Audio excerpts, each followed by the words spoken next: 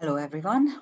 I'm going to continue our little discussion on children and parents, and let's discuss the sun and the moon. As I said in the previous video, the sun and the moon indicate your relationship to your mother and your father when you are young, when you are a young child.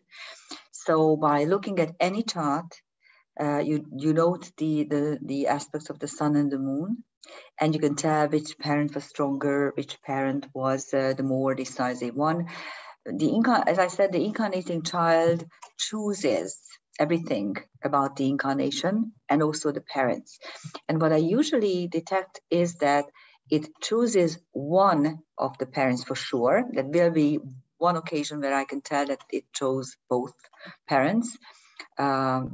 And I will explain soon what it means. But usually it chooses the difficult parent. So, and the not so difficult parent, or the one that is nice and flowing and loving, you have a nice flowing loving relationship with that parent. That is usually the bonus parent. So the difficult one is the one who you chose, and even if it sounds crazy, but it seemed like a bright idea up there. This is what I usually say. The incarnating soul doesn't have any nerve endings and doesn't have emotions.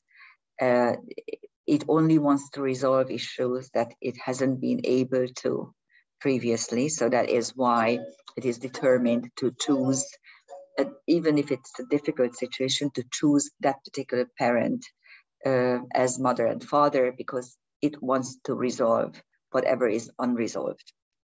Okay, we discussed the certain ages of children, how they behave and how you can lose them.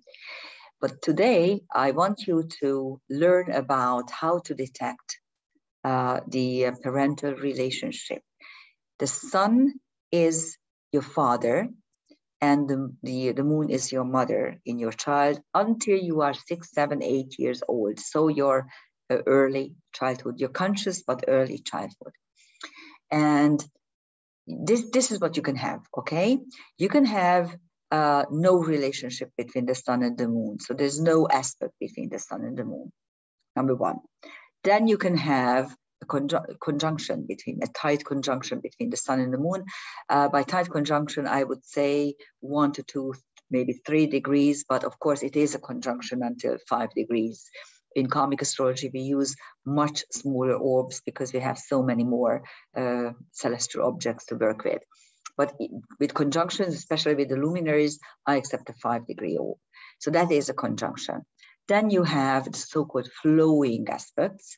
And to this, I would add the semi-sextile, 30 degrees, which is a karmic aspect. But in this case of the sun and the moon, it describes how the parents behaved. So it's more flowing than karmic. Then the sextile and the trine, so that those are the 3 truly flowing, harmonious aspects. Then you have the difficult aspects: square, opposition, semi-square, sesquiquadrate, those 4. Again, they behave a little bit differently. We are going to discuss what they indicate. Then you have the so-called mental aspects. I don't even know how to label them. It's the quintile series, the septile series, and the novile series. And we are going to look at them also in detail. They are slightly different again, but they indicate an old relationship. Then you have the quincunx, the karmic aspect, the inconjunct.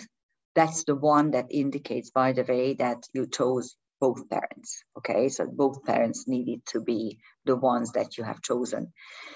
Then you have the quindecile, 165 degrees, obsession and ambition. And you also, if you deal with the declinations, you have the parallel and the contraparallel. We are going to discuss that for the last item.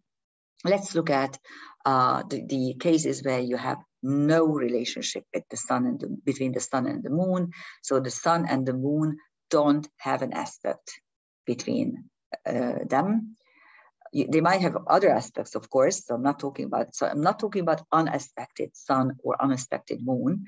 It's just that the sun and the moon are not in an aspect relationship.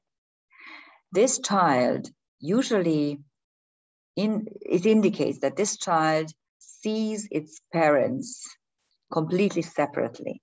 It may be because one of the parents is not even present in the child's life, or the parents are both there, but they lead completely different lives. They are not together most of the time for the child. So the child experiences them separately and actually cannot form a relationship between his own conscious and subconscious portions, which later on could be a problem. So whenever you see this, you can be sure that the parents didn't do together stuff for the child. They didn't go for a walk, or they went on separate vacations, for instance. It could actually mean that they really lead very separate lives. And even if they live under one household, they are completely separate in the child's psyche. That can cause a difficulty later on, because whatever your subconscious urges are, you won't be able to understand with your consciousness, and then whatever conscious choices you make may not be acceptable for your subconscious. So it's difficult. Okay, let's look at when the sun and the moon are in a conjunction, especially in a tight conjunction. You may say, "Oh, this is wonderful." Okay, it's the sun and the moon. This is Hieros Gamos, the sacred marriage, like an alchemy. Yes, except it is quite difficult for the child, because the child will experience that the sun and the moon are conjunct. The mother and the father are in a very tight symbiotic relationship, and he or her or she is just left out completely.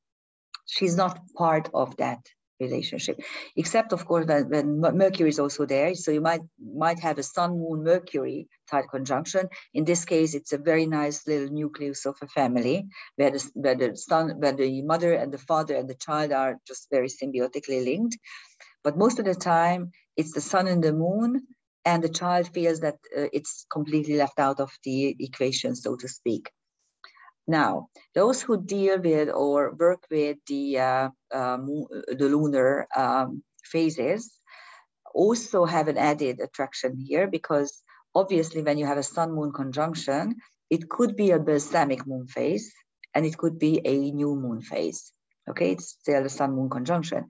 If it's a new moon phase, it will suggest that this child, the soul of the child, came out over and immediately incarnated without any thought, without any conscious planning. When it's a balsamic moon, however, it means that the child's soul spent at least 14, sometimes 15 days in the in-between gate, so to speak, and the after crossing over from a higher dimension, you get to a waiting room, something like that, and you wait there to incarnate. So, but you can cross only during a lunation, full moon or new moon. And the balsamic moon means that you have been waiting for quite a while, actually almost at the last moment to incarnate. So that's a very conscious, very thought out, very determined incarnation. Then we can look at the flowing aspects: semi-sextile, sextile, and trine. Those are nice relationships between the parents. The child experiences them as a harmonious unity. With the semi-sextile, 30 degrees, it is not a very deep love affair. It's not this romantic, high impact love affair. It's more like helping each other. So the parents are partners, true partners, and they can count on each other, and they discuss stuff, and they make decisions together. So is the sextile. It's an even stronger relationship between the parents, and the child experiences them as a unity, much more like a unity than with the conjunction. With the trine, it's a very harmonious relationship. It's a flowing energy pattern, and the child basks in their happiness and doesn't feel left out at all, experiences them in perfect harmony or in perfect unity, and profits quite well from it, because it learns how to accept the conscious and subconscious needs of his or her psyche. So it's brilliant. When you have a nasty aspect, okay, the worst is the square, probably, because squares are high impact problematic aspects with daily problems to solve, with daily struggles and misunderstandings. Those parents quarrel a lot, and they usually end up in a divorce. They usually end up in separation. Oppositions are different. When you have a sun-moon opposition, again, those who know the lunar phases may understand this, that an exact sun or almost exact sun-moon opposition occurs either at the end of a gibbous moon or at the very beginning of the full moon phase. And they are again different, because when it's at the beginning of a full moon phase, the soul has just come out, okay, come through the dimension portal, and immediately is incarnating, and it wants to shine, it wants to show off what it knows. Whereas a gibbous moon gave a lot of thought to incarnation. It's at the end period of waiting. Okay, again, it must have been waiting for 14 or 15 days to incarnate. And it's a very thoughtful incarnation and a very consciously chosen moment in time.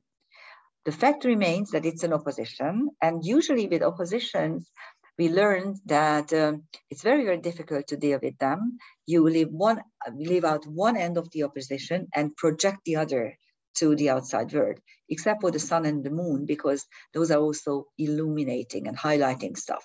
So what happens here with the sun-moon opposition is that the sun consciousness illuminates the subconscious, the moon, and the moon illuminates back into the conscious levels of the psyche. And so it gives you a constant preoccupation of who you are, what you would like to achieve, how to integrate certain portions of your psyche. And the parents are playing out that role. And you can actually note how different they are. And you can make an assumption which behavior pattern, which set of moral choices are more acceptable for you. So it's a very, very conscious struggling towards being better, nicer, more competent, smarter, and so on. That's the full moon.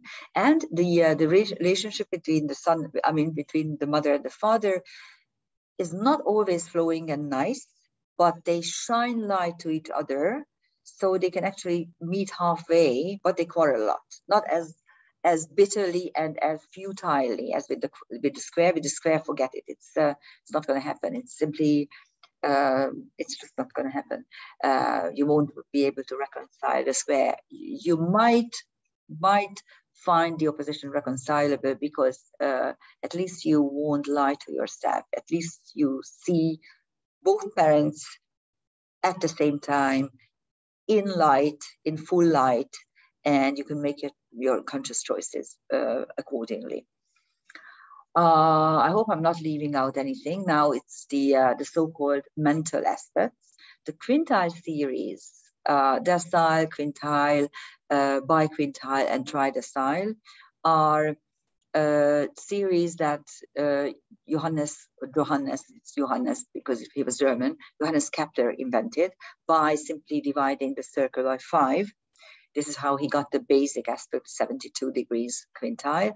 And they describe all sorts of ingeniousness okay? When you see a quintile or biquintile or any of the series between the sun and the moon, it means an old relationship, a very conscious and very smart relationship between the two souls. Again, it might not be a big love affair, but it's a very helping aspect. And for the child, it's a very comfortable aspect, because he or she can understand the father and the mother perfectly. With the subtile, you have more like mystic relationship between the father and the mother. The subtile is a funny number. You get it when you, funny aspect actually, you get it when you divide the circle by 7. And by the way, it is the pyramid. We call it the pyramid aspect because the Cheops pyramid, the sides have the angle of 51.5 degrees. This is the septile, by the way. It's actually 51 degrees, 27 minutes. So it's really an impossible aspect to see without a computer program. And when you see the septiles, there's always a very, very mystical connection between the two people, your parents. And you become a mystic. You may become a mystic as a result. Okay, so those families where mysticism runs rampant, so to speak, you will see this aspect crop up a lot more often than in a normal case. And then with the novile, which is the 40 degree, and the binovile 80 degree, you get a novile when you divide the circle by 9. And this is always the sacrifice aspect, the altruism aspect. And it means that these two parents were joining in order to have the baby as a sacrifice. And this could have many connotations. The child may feel that from the parents it was a big sacrifice and may like it or not like it, or actually he or she can learn how to be sacrificial in a nice way, altruistic in a nice way, in a good way, for a good cause. So those are the so-called mental aspects. And then we have the quincunx, the 150 degrees, and this is the par excellence karmic aspect, okay, the inconjunct. It's a very difficult aspect for many, many reasons. I'm not going to go into it. This is not about aspects, it's about the sun and the moon. Whenever you see a tight quincunx, and by tight, I only allow 2, maybe 3 degrees. With the sun and the moon, you can manage 3 degrees, but it has to be really exact in order to glean on the fact that, yes, you have chosen both parents. Okay, you wanted them to be your parents, both of them. You needed either their genes or their circumstances or their individual behavior patterns, the examples they set, whatever, but you needed both. So you made them enter into a contract to be together. And these are the parents where you feel like almost responsible that they are together. Okay, so it might be quite tricky to live through that. And the Quinta Chile, 165 degrees, which is obsession and also ambition. That's a very obsessive compulsive relationship between the father and the mother. It could be very nasty. It could be very, it depends on the intelligence of the parents, really. If they are low on intelligence, this could be someone who cannot leave the partner, okay, and they just stay and they nag and they strive and they struggle, and it has nothing. There's no result, really, just suffering. Or it could be a very ambitious couple where they are together because they need to achieve something, And they need to set an example for the child that, you see, this is what's important in life. It's not emotions. It's more like achievement. So it could be very strong emotions on the one hand that are unable to be cut or let go, or it could mean a very conscious and intelligent relationship where they are together because they want to achieve something. Okay, it could go both ways. Still, the child will feel that the parental relationship is quite obsessed or ambitious. And if you work with the parallel and contraparallel, so the declinational aspects, parallels are similar to conjunctions, and contraparallels are similar to looser conjunction, in karmic astrology at least.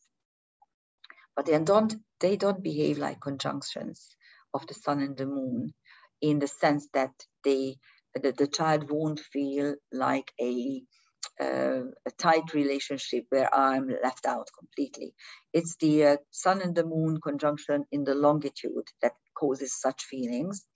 When you have a parallel, that's a loose relationship between the sun, between the sun and the moon, between the mother and the father. It simply means that they are able to react together. They are able to join in their choices, arrive at decisions jointly without any striving or negative feelings. And the contraparallel is very similar, but it's a lesser aspect. It's looser, even like the parallel.